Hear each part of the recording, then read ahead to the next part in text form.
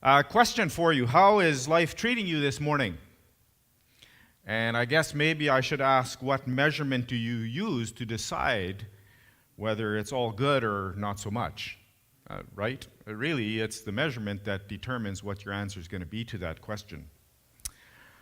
As you look back on the hours and days and years since you made that decision to follow Christ and make him your Savior and Lord, how would you describe that journey? I'm guessing that it hasn't always been easy, but I trust that it's also been rewarding. Today we want to start a series. We want to walk through the book of James together. Notice that walk. And our theme is walk the talk. Walk the talk, okay? I know you're tired of it, but I'm going to throw some Spanish at you. El papel aguanta lo que se le pone, which in English is you can put anything on paper. So we want to do more than talk. We want to also walk the talk, and that's kind of what we're going to focus on for the next while. James challenges faithful followers of Jesus to not just talk the talk, but also to walk the talk. And yes, I know that our faith, for it to grow, requires biblical knowledge, but James exhorts us not to just stop there. The test, the litmus test, if you will, of true faith isn't really just orthodoxy or right thinking. It's also orthopraxy or right practice. If you happen to have gone to take the course to learn how to drive a semi, you actually don't get that thing on your drivers that you now know how to drive the semi without first going for a driving test. Everything you learn in the class is important, but actually what determines whether you're going to get your Class 1 drivers is when you hop in with that person who looks at everything you do and decides whether you failed. You know, you just dragged that last axle over the boulevard or something, so yeah, you probably shouldn't be driving. So James is very practical. He wants us to walk the talk and to live it out every single day. I want to do a little introduction into the book of James. Little, of course, because it would take us all morning if we actually wanted to get into it a lot. James was written, we believe, by James, the half-brother of Jesus. And he was a leader in the church in Jerusalem until he was martyred, probably around 62 AD. We think this is probably one of the first epistles in the New Testament written 45 to 50 AD, give or take. You could do all kinds of comparisons and find that James reflects a lot of similarities to the Sermon on the Mount, Matthew 5 to 7. He repeats a lot of those ideas, and it's very practical in that way, offering many suggestions about how to attain spiritual maturity. And I think all of us want to grow and attain spiritual maturity. You'll also notice as you read the book of James that this is not really a take it or leave it kind of a thing, because James's suggestions are actually 60 imperatives. Out of 108 verses, there's 60 commands. So over half of his book has do this, or don't do this. Without spiritual maturity, one may believe that God approves of religious orthodoxy that is merely confessed but never embodied. But for James, the requirement of God's covenant partners are more morally demanding than this. According to James, covenanting with God to receive God's blessing is conditioned upon following a pattern of new life exemplified by Jesus.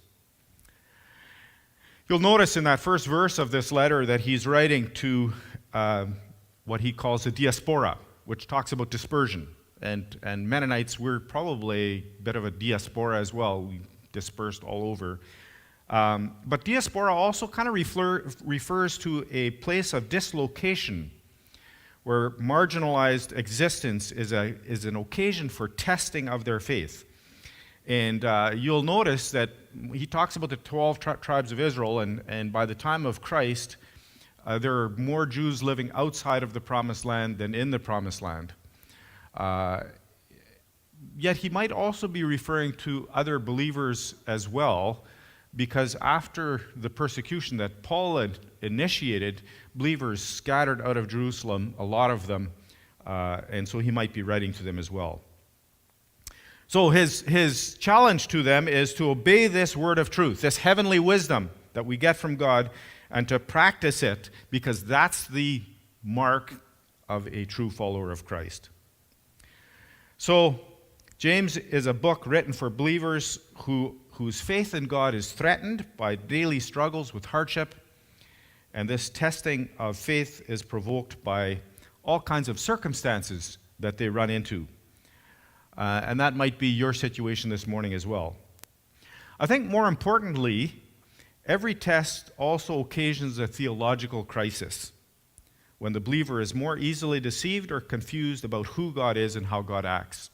And we're not going to go into Job, but I think that Job is really not a book that deals with looking at Job per se, but Job is a book that challenges our perception of who God is. Is he actually just? Is he worth trusting? What is God like?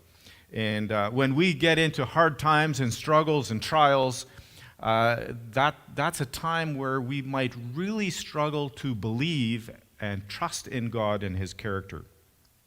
So let's start by looking at what James has to say in the first number of verses about trials. His first concern is to help a believer walk in maturity even though there are trials. And trials are going to come. If you haven't had any yet, I'm not sure where you've been. Because they're out there. You can find them fairly easily. They come to you often without any beckoning. James doesn't say if here, he says when.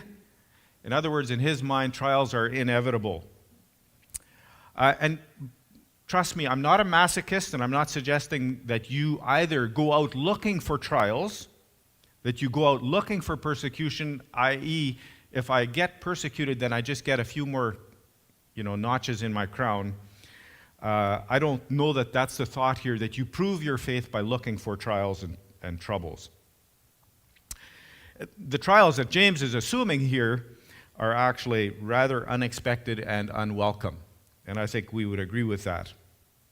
I kind of think, and we talked about, as Jameson read, we talked about trials and then later about temptations. I kind of think that the trials refers to externals and the temptations refers to internals, and we're going to get to that in a bit. And I think we can agree that as believers we face both of them, both trials and temptations. So what's James's advice regarding trials? Here we go. Number one, and these are all commands. They're all commands. First thing he says, consider it pure joy, my brothers and sisters, whenever you face trials of many kinds. Now, if that doesn't sound masochistic, I don't know. What do you mean? Joy. And then pure joy. Be ecstatic when you face trials. Like, does that sound like it makes sense to you? I think it's actually kind of dubious. Like, I think the natural response would be anger or disappointment, but utter joy? See, the only way we can actually have a positive attitude toward trials and difficulties is if we're able to see the bigger picture. If we're able to see reality from God's perspective. So again, I'm coming back to attitude here. The trial itself is not an occasion for joy. And I'm not telling you to, you hit your thumb with a hammer and say, praise the Lord, I just hit my thumb with a hammer. No, that's not what I'm saying. What I am saying is that in the midst of the trial and the difficulty, we can still have an attitude of joy because we have a different perspective. And what's the perspective that he suggests here? We are joyous even in the midst of trials because the trial produces stamina and endurance in the life of a believer. Let that sink in for a bit. Trials produce stamina and endurance in the life of a believer. I know that it's on the surface, it seems that James is suggesting that we enjoy suffering. Well, we don't. But I believe that it's true that attitude affects everything. Andrew referred to 1 Peter. 1 Peter 4, verse 12 to 13. It says, "Dear friends, do not be surprised at the fiery ordeal that has come on you to test you as though something strange was happening to you. But rejoice inasmuch as you participate in the sufferings of Christ, so that you may be overjoyed when his glory is revealed." Peter also has a theology of suffering in his letters. And he suggests that trials shouldn't actually surprise us. We should expect them. He agrees with James in suggesting that we should rejoice in our suffering. Our call to worship verse in 1 Peter 1, verse 6 and 7, that was read this morning, Peter says that we should greatly rejoice, though for a while we are grieving through various trials. And Peter also suggests that this testing has the purpose of refining and strengthening our faith. I wish there was another way. In fact, I wish that I could just sit on the couch with my remote and get abs of steel. Huh? Wouldn't that be nice? Or take a pill. Abs of steel. And you and I both know that there's only really one way to get those. And you won't get them unless you go through some significant hardship and trial. What we call exercise. Number 2, James says that we are to know, because you know that the testing of your faith produces perseverance.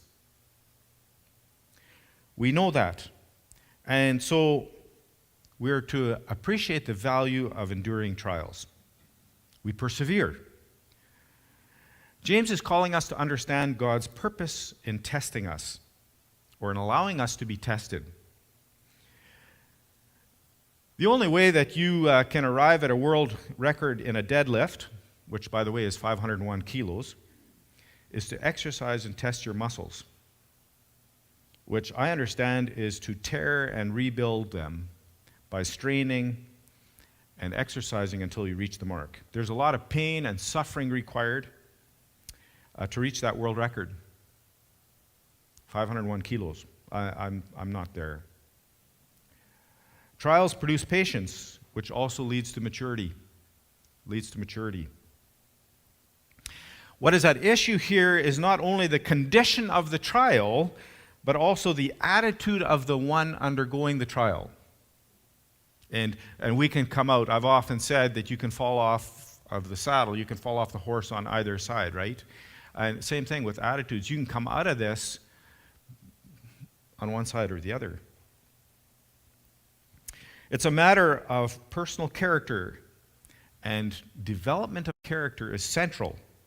You know, sometimes we think that God's highest agenda is to make us happy. I hate to bust bubbles, but I'm going to have to. Actually, his desire is to make us holy, to make us a reflection of himself. And that means that sometimes we're not happy. The result of the testing of faith is perseverance or endurance, which is a highly prized trait. I would like to be able to persevere and endure. And yet this endurance is added to our character via the crucible of suffering or testing.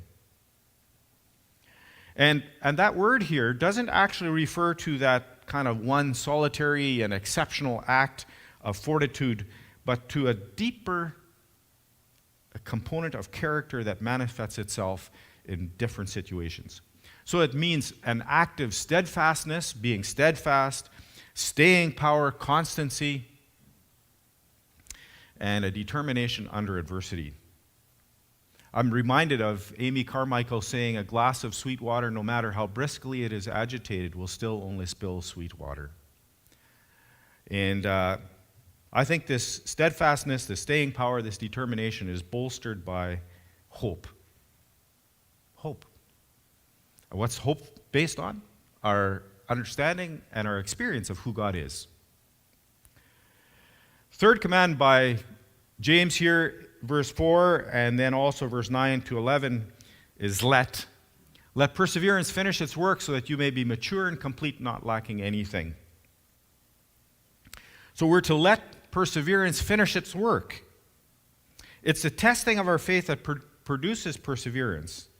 And that process, like the deadlift, has to be seen through. You have to see it through. I think that this is a clear call to not only understand trials from God's perspective, but also to surrender our will to His. Don't just say that God is omniscient. If you think that He knows everything, He's all-knowing, then live as if that's true.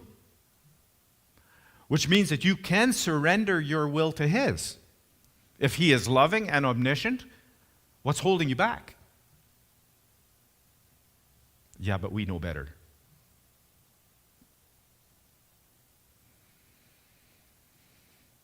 To be mature or complete here in this text isn't sinless perfection, but integrity, walking the talk, living authentically. So being integro, having integrity, means that you are what you present yourself to be. That's integrity. It's interesting that James here feels the need to provide an example, and that's verses 9 to 11. He has this example about rich and poor. And I'd like to, in case you didn't know, let you know that 90% or more of the Roman Empire were poor and destitute. Extreme poverty. So poverty can be a trial. But in James's view, being rich is also a trial.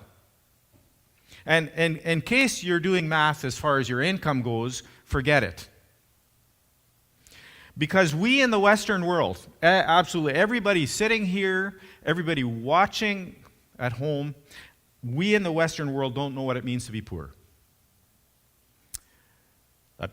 And I know you're probably going to say, yeah, but. No. Compared to the majority of people living in the developing world, we are miles ahead. Miles ahead.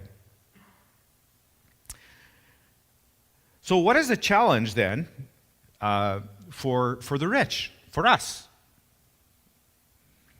And I think that we are easily lured into self-reliance and dependence on our own resources.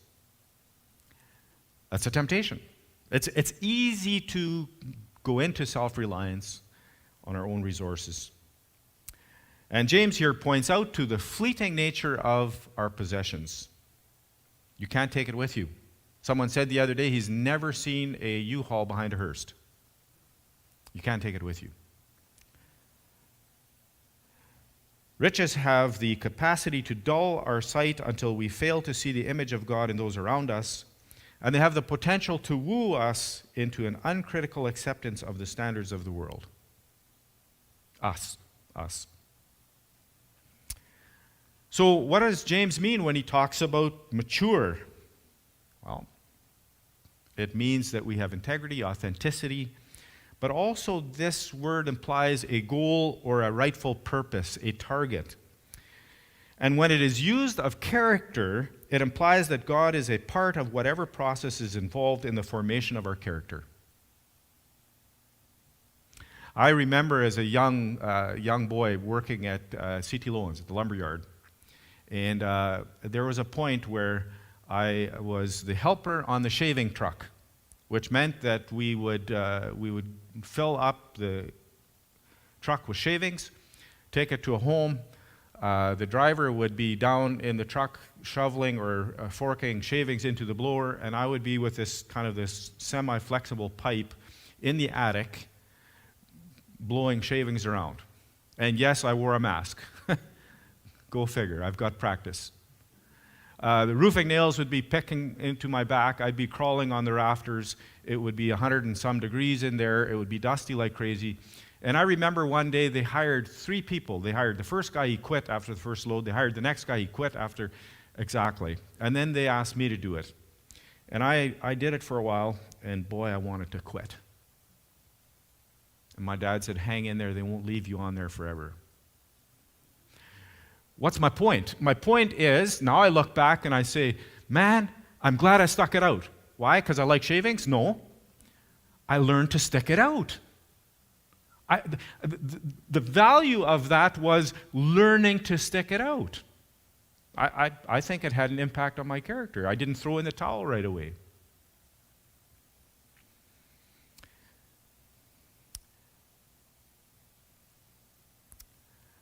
Trials are part of God's crucible for helping us to develop character, Christ-likeness. Well, finally, what does James say in verses 5 to 8? He challenges us to ask God for wisdom. And I think it's important because we don't always understand. And he won't always tell us everything, but we're instructed, we're invited to ask. And why wouldn't we? Why do we ask? Because God gives generously without finding fault. What does that mean? I think that it means that God gives us generously. He responds to our requests for wisdom without focusing on our shortcomings and our failings. See, if he'd focus on my shortcomings and failings, then I wouldn't feel like I could ask. We don't have to earn a response from him. We don't have to be worthy of a response from him. He tells us to ask. To ask. What we are required to do is to come to him and to ask with a believing heart. That's what the text says here. James makes a difference between faith and doubt here. Doubt results in inaction, and faith results in action. Why do we ask? Why do we believe? Because of our understanding of who God is and because of our personal experience of his faithfulness. I think a believing heart is focused, where an unbelieving heart vacillates, is double-minded, is rudderless, and then often rudderless in many other areas of life. Yes, we need wisdom to cope with trials. I think this whole COVID thing, by the way, after X number of months of this heavy, dark blanket, we have COVID fatigue. And I think that it's a little bit like the iceberg syndrome. You only see a percentage above the surface, but there's far more below the surface. And many of us are dealing with stress. It's maybe below the surface, but maybe we find ourselves being more short on patience. Maybe we snap back at people. Maybe we're more combative. And it comes out. It comes out in different ways. And yet I'm suggesting that you and I, as believers, as followers of Christ, need to be more of an answer than adding to the problem in terms of our attitude and the way we respond. We need wisdom. We need wisdom to understand God's purposes and his plan, and then to determine to live for him no matter what. With wisdom, we can perceive that which the world calls misfortune, whatever its source, and call it an opportunity for God to bring about his purpose. I know that sometimes we'll experience sorrow and difficulties so profound that we want to question God. But ultimately, we know his character, his touch, and his compassion. So we are honest. And our faith has this earthly honesty about it that allows us to pierce through the lies of false spirituality and holy talk to see that we must be honest with our human frailty before we are holy, not the other way around. So we're honest. I think the wisdom of the cross has the ability to hold two things together: recognition of the power of evil, but also an unwillingness to forget God's sovereignty in the middle of it all.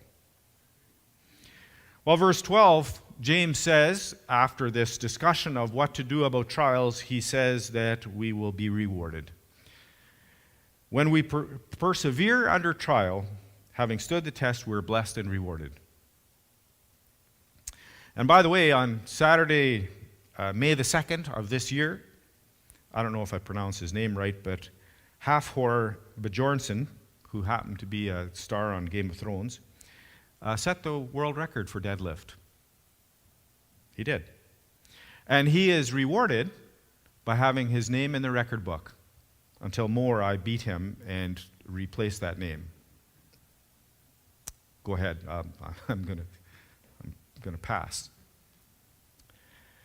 You and I need to persevere as well, but not with a perishable prize. We persevere by faith for the crown of life. Well, let's talk about temptations as well. Half of me wanted to just bite off a small piece, but we wanted to get through James without hitting every single verse, so we're going to link temptations and trials this morning. After this discussion by James about trials, externals, he now turns his attention to temptations, which I would call internals. I think trials are meant to be endured where temptations are meant to be avoided. And James gives us 3 ways here that we can resist temptation. 3 ways. So this isn't 12, only 3 that I'm going to give you anyway. And I think they should be part of our response to the lure of temptation. Number 1, when we are tempted, don't blame God. Have you ever been tempted to blame God? I've sometimes seen a t-shirt that says, "The devil made me do it." We like to pass the buck. Eve did it, and all of us after that have tried so hard to pass the buck. It's so hard to take ownership, isn't it? And yet, James says that God can't be tempted to do evil, and he doesn't tempt others to do evil either. By the way, I see no contradiction here, recognizing that Jesus was tempted. He faced serious temptation. In fact, if we could have been a fly on the wall when he went back to heaven, I imagine that conversation between Jesus and the Father as being, "Man, that was tough. I almost caved. That was really difficult." And then I imagine the Father's response having been, "Exactly, that was the point, because now you are the perfect high priest, the perfect mediator, because you understand." See, we have a high priest who understands what we're going through when we're tempted. He knows. He's been there. He is our advocate, and he's a perfect advocate because he understands. James knows the origin of sin, and it's not God. It's not always just Satan alone either. It's instead a personal desire that is born out of self-interest that renders us susceptible to evil inclinations, and at times then to the wiles of the devil. We may seek to blame others, Satan or God, but ultimately we are morally responsible. It's not God's fault. So who do we blame then? Well, James says when we are tempted, do blame yourself. Just so that you wouldn't miss it, he says it. Don't blame God, number 1. Number 2, do blame yourself. James provides us here with a progression. First, we're tempted by our evil desire, through which we're enticed and dragged away, he says. And then after that desire has conceived, it gives birth to sin. And when one gives in to the desire to sin, the result is death. So, sin has consequences. It controls, it enslaves, it chokes out life, and it leads to death. When we fail to recognize things we do as sins, we treat them as unimportant or minor, too weak to gain a hold in our lives, as if the Lord's Prayer read like this: "Forgive us our miscalculations as we forgive those who miscalculate against us." And I'm trying to avoid that phrase that I'm sorry I made a mistake. No, I'm sorry I sinned. It sounds nicer to say I made a mistake. But sometimes it's not just a mistake, it's also a sin. We got to own it. John Piper said, "Sin gets its power by persuading me to believe that I will be more happy if I follow it. The power of all temptation is the prospect that it will make me happier."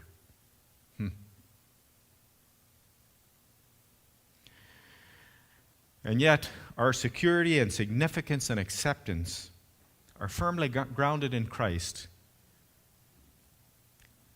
based on his finished work for us on the cross. And so we need to challenge the devil's lies as he seeks to entice us with counterfeit and false ideas of meeting those needs. When tempted, do blame yourself. The crux of the matter is that temptation is an attempt to deceive us.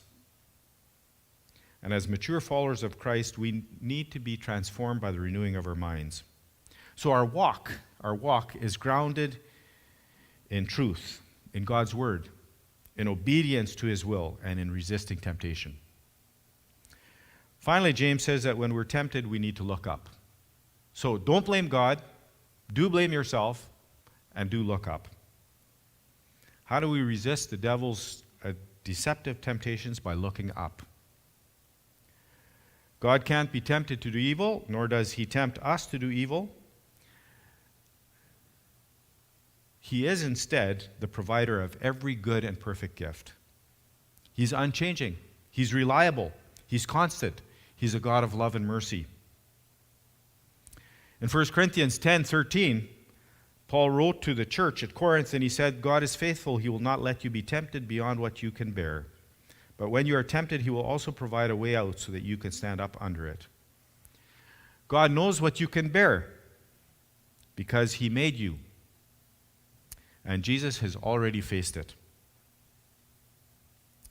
So how do we face temptations? We don't blame God, we do blame ourselves, and we do look up. So some final questions for you this morning before the praise band comes up.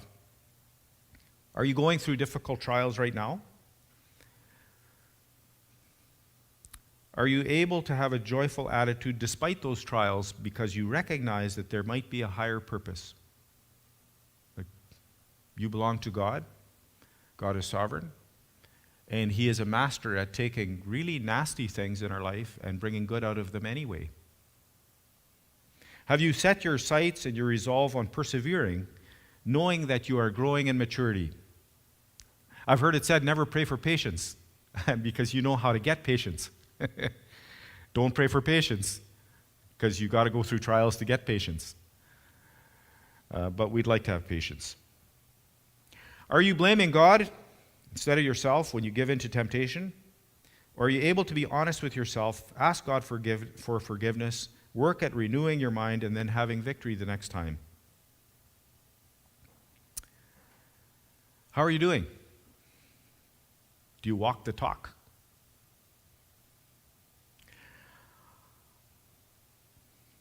I think God highlights the virtues of adversity, even though our culture is actually fascinated with, obsessed with eliminating every discomfort, let alone trials.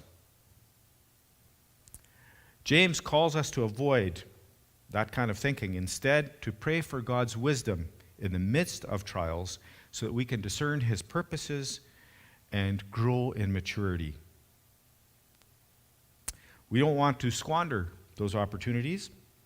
Nothing worse than not being able to learn from something. Remember that God is trustworthy and wholly good. That's going to sustain you in the middle of your struggles. And then I think we also need to encourage one another along this path of prayer to keep on enduring. Follow Jesus and his example so that we can be shaped into the character of Jesus Christ.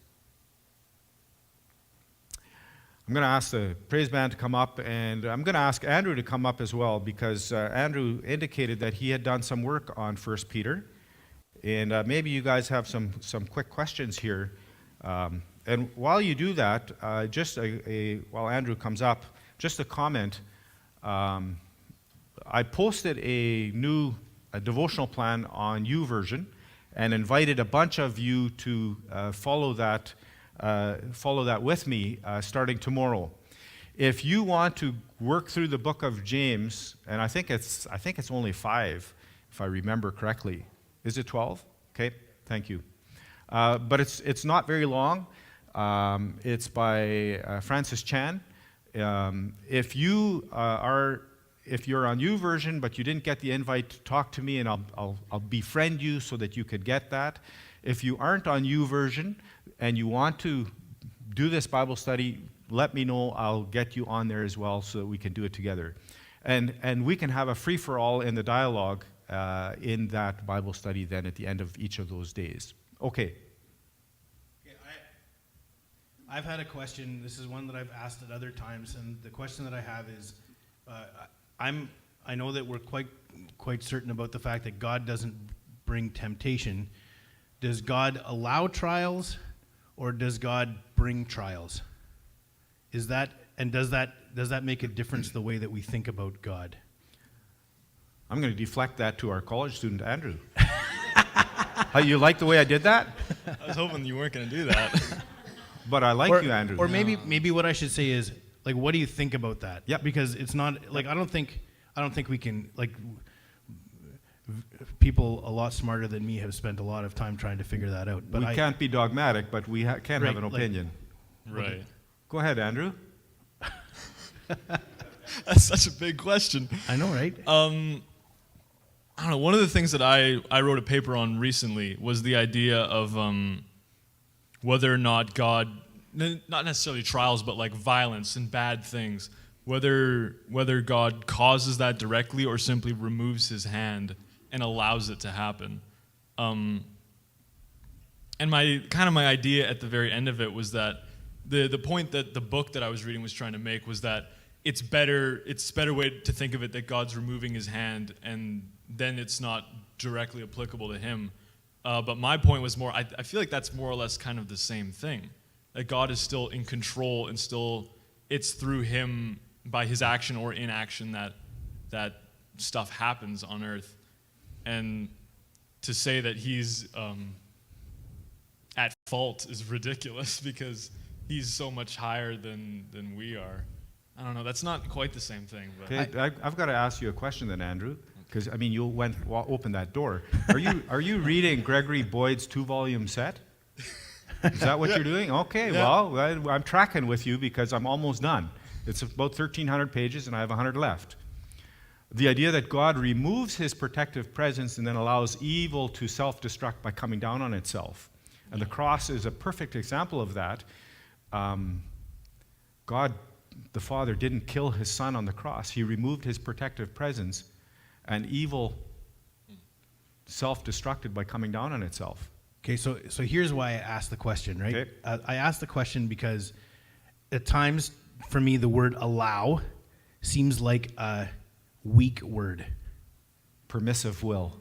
Like, that it's just like, go ahead, you know? And yet, when I look at it, and we talk about the fact that when we go through trials, it's often the places where we grow the most, right? Yeah. So if those are the places where we grow the most, why would it be so hard for us to understand that God intentionally puts things in our path to make things a challenge so that we will grow? Mm-hmm. And yet I also understand that to say that says, well, then we're blaming God for every difficult thing that comes into our life. And I've wrestled with that. I don't think I could write a paper and now say that this is what I believe on that. That one So let's go back to that one's tough for me. Let's go back to Gord Penner's walk through the Old Testament. Yeah.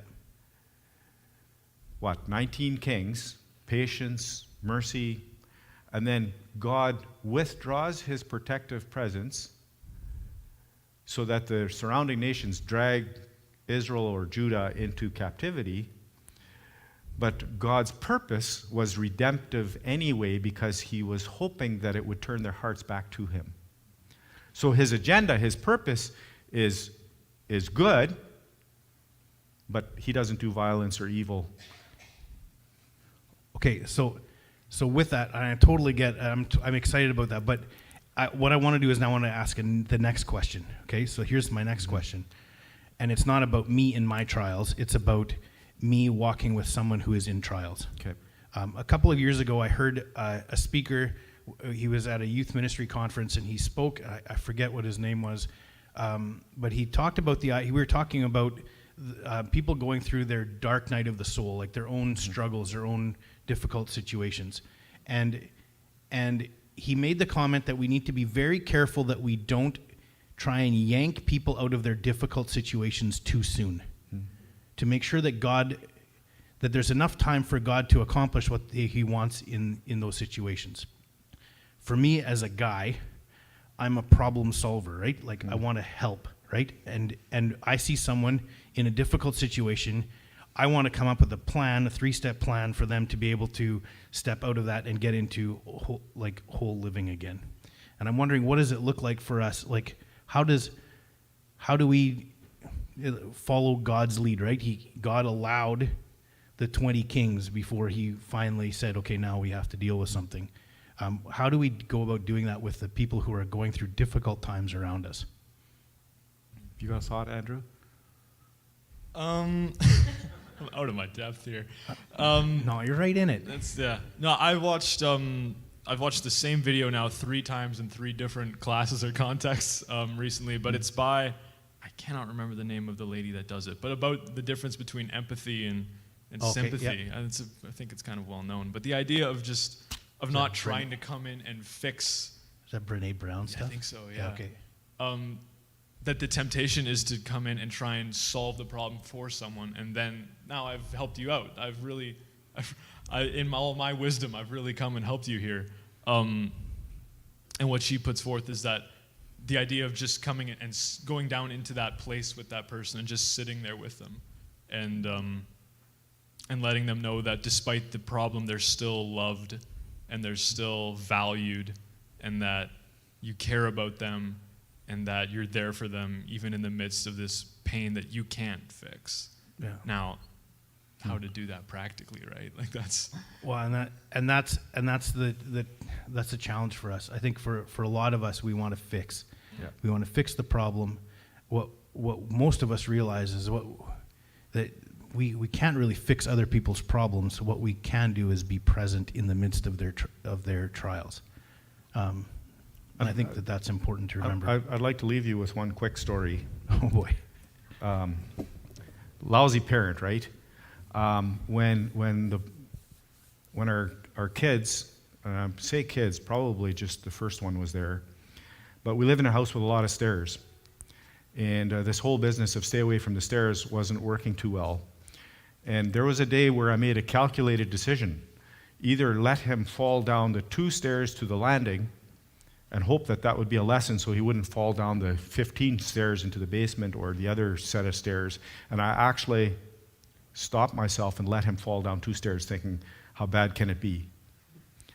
He cried, but he wasn't really hurt, and it worked. He didn't fall down the other stairs. So I made a calculated, and I think God sometimes lets us fall down a couple of stairs, but he's a much better father than I am.